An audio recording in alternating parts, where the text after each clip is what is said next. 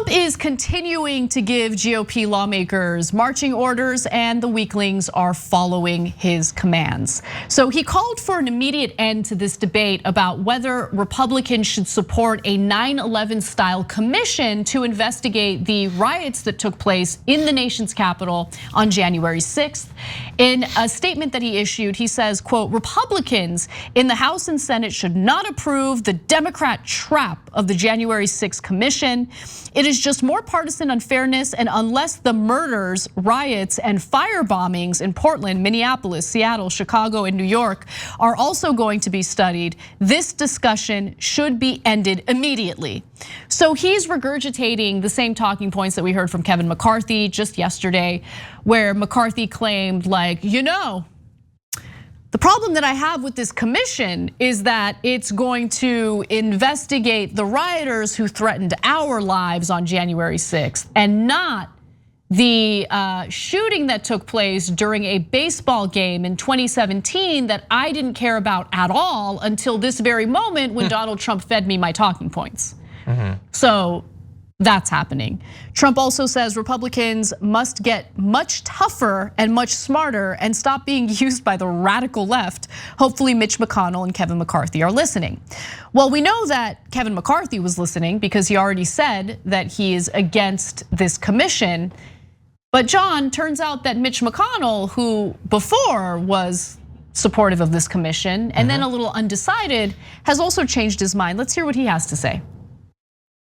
After careful consideration, I've made the decision to oppose the House Democrats' slanted and unbalanced proposal for another commission to study the events of January the 6th. As everybody surely knows, I repeatedly made my views about the events of January the 6th very clear. Open your mouth when you're talking. You're on the Senate floor, just open your mouth as you speak. But John, no, his mouth is open, but it's full of shredded lettuce. But anyway, yeah, so it's slanted and it's biased. It would have 5 people from the Democrats, 5 people from the Republicans, which is insane. The Democrats are in power. They have the presidency, the Senate, and the House. And yet even then, they were gonna give even spots to not elected officials, but people chosen by both sides. That's insane. That's not why he's opposed to it, literally at all. He had said earlier, just like Kevin McCarthy, he blamed Trump. Varying levels of willingness to be very explicit about it, but they clearly got that he was partially responsible for this, that he was singularly responsible for it. None of what they're saying about why they're opposed to it is actually true. They're opposed to it because, take your pick, either the most recent message that you just read from the desk of Donald Trump, or because of their most recent visit to Mar-a-Lago, or because they think, well, we're not gonna offer the voters literally anything for the midterms. The only thing we have is to hope that Donald Trump still likes us or whatever. And so it's all made up. It's all nonsense. Hearing that Trump doesn't want to be investigated, I'm watching Handmaid's Tale, the most recent season, and imagine if like the Gilead people, the Sons of Jacob or whatever it's called, had failed. They tried to shoot up Congress but failed. Would you want to hear their take on whether it should be investigated? That's a good point. Why are we listening to the criminal about it? He got impeached for inciting this, and that is one of the most important distinctions between this and all of what's happened in Portland, or name whatever city you want. Nobody believes that whether a courthouse was defaced or something was the direct result of the most powerful political figure in the country instigating it, or that there are all these questions about the breakdown of the security response to it. Why was everything left so unguarded? These are all very interesting things that don't just need to be highlighted, they indeed need to be investigated. There's more information that we can acquire. We can find out about panic buttons. We can find out about possible tours being given by representatives. These are all things that we do not have answers to. And actually, some of those questions will come up later on when we get to Marjorie Greene. Yeah, okay, so let me play devil's advocate, because while let's assume that this commission doesn't happen, right? And now it appears, because of Donald Trump's statement, all of these GOP lawmakers who previously were supportive of the commission are backing away from it. So in the Senate, for instance, you would need 60 senators to sign on to the commission, and with Mitch McConnell now saying he's opposed to it, it's very likely that we won't have enough votes to form the commission. Now, I actually do have some worry about what could happen after this commission does its investigation. I'm worried that we'd get the same result that we did following the 9/11 commission, which was beefing up the security state. Like the office of the DNI, the Director of National Intelligence, was not a thing. It didn't even exist until the 9/11 commission concluded its findings. And so we just, again, decided to beef up the security state, which, I mean, you guys know how I feel about the intelligence agencies in this country and the lies that they feed to the corporate media to manufacture consent. So I have some concerns about that, and I've been honest about it. But like, to play devil's advocate, because I don't believe this, but this is what's being regurgitated by GOP lawmakers, like, there have been investigations, right? So there have been House committees, Senate committees, like there have been multiple hearings about it. Like, how come we're not finding anything through those congressional investigations? I have no idea. Yeah. And if they have concerns about those prior investigations, their people would be involved in this one. If you want answers, it seems like, I mean, we have very specific questions that we still haven't gotten answers to. I don't know, I wasn't involved in those. And by the way, it's not even that I don't have any real hope that much would come out of this, even if it is allowed. They're gonna water it down so much that it's gonna be nonsense. Half the report is gonna be about the possibility that it was Antifa that was actually doing it. But that said, if the question is, do we care about this? Do we care about finding out what contributed to it and possibly stop it from happening again? If that's on the table, you're either for it or you're against it. And the fact that they're against it, and more importantly, the fact that they feel free to be against it.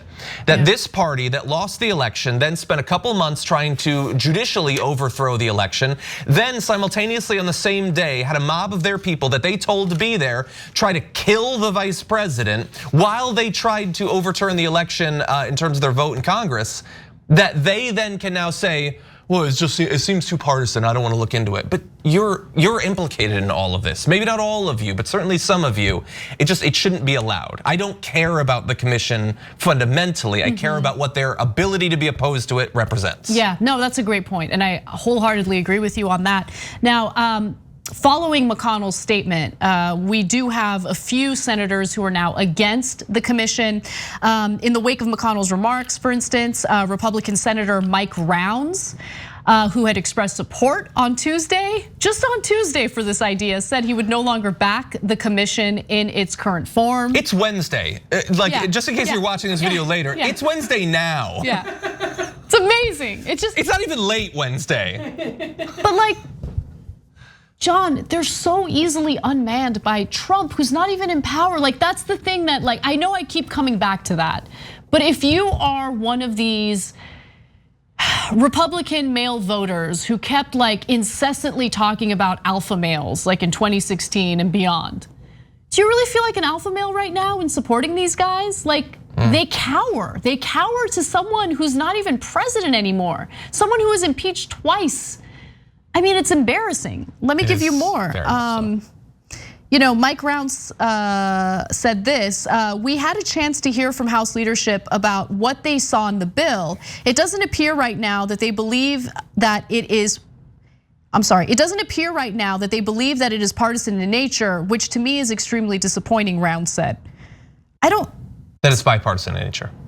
Maybe it's written wrong there. Yeah, maybe, sorry, he's saying it doesn't look bipartisan enough, which isn't fair. It's 50-50 like Democrat and Republican. Yeah. Right, like the it's people so who will be appointed to it. That nothing's gonna get done. Like they literally won't be able to subpoena people the way that it's set up right now. But even that's not enough. It's crazy, yeah. And then one final thing I wanted to mention is, we talked about Kevin McCarthy and the reason why he's against it. I wanted to hear your comments on it, John, because Kevin McCarthy was on the phone with Donald Trump as this riot was taking place, as this insurrection was taking place. And there are a lot of questions about what transpired on that phone call. And so, do you think that plays a role in his decision to be against the commission? It's possible. I mean, that's the thing that makes Kevin McCarthy unique in this. And he's not the only one. There are others that are personally implicated in weird ways in this, but I don't know, it could be a part of it. I would say the simpler explanation that we have, I guess a little bit more what passes for evidence in something that we haven't been directly involved in, would just be he went to Mar-a-Lago, He's been watching to see what's happening with the Trump base, and he believes that their electoral futures and possibly his future as someday speaker, I guess, is dependent on Trump. It's a personal political calculation. It's a calculation based on the future of the Republican Party, the potential futures of the Republican Party, and they just believe, as sad as it is, a guy who lost, who then whined around the country for a few months, who lost in the Senate, lost in the House, lost the presidency, that they still believe he's their best bet. Thanks for watching the Young Turks, really appreciate it. Another way to show support is through YouTube memberships. You'll get to interact with us more. There's live chat emojis, badges. You've got emojis of me, Anna, John, JR, so those are super fun. But you also get playback of our exclusive member-only shows and specials right after they air. So all of that, all you gotta do is click that join button right underneath the video. Thank you.